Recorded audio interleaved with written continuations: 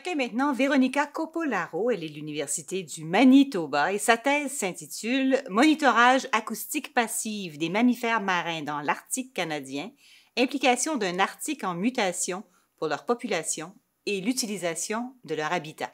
Véronica?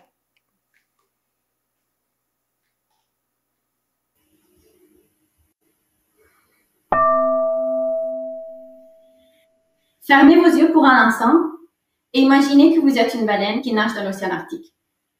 L'environnement autour de vous peut sembler isolé et calme, mais de nos jours, ce n'est plus vrai. Nous savons que le son est très important pour les mammifères marins.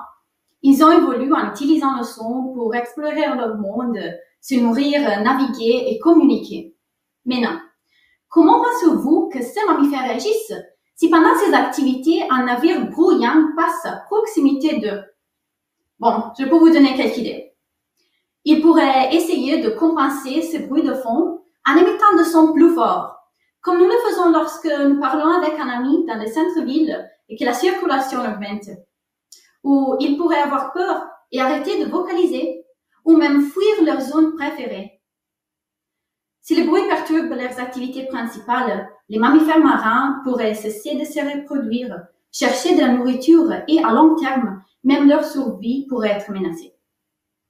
Avec mes recherches, j'essaie de comprendre comment les mammifères marins réagissent aux bruits sous-marins provenant des navires et quels sont les facteurs qui déterminent ces différents comportements.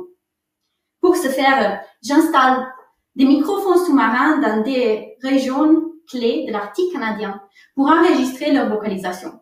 Ensuite, lorsque le bruit des navires est présent, je détermine si les mammifères marins modifient leur vocalisation et comportement. Ce type d'étude est particulièrement important dans l'Arctique, où le changement climatique entraîne une diminution rapide de la glace de mer. En conséquence, l'Arctique est de plus en plus ouvert au trafic maritime dans des zones où les mammifères marins ont jusqu'au présent été à l'abri de nombreuses activités humaines. Il est donc nécessaire de mieux comprendre ce qui pourrait arriver aux mammifères marins dans un océan Arctique qui devient plus bruyant, si nous voulons être prêts et capables de les protéger.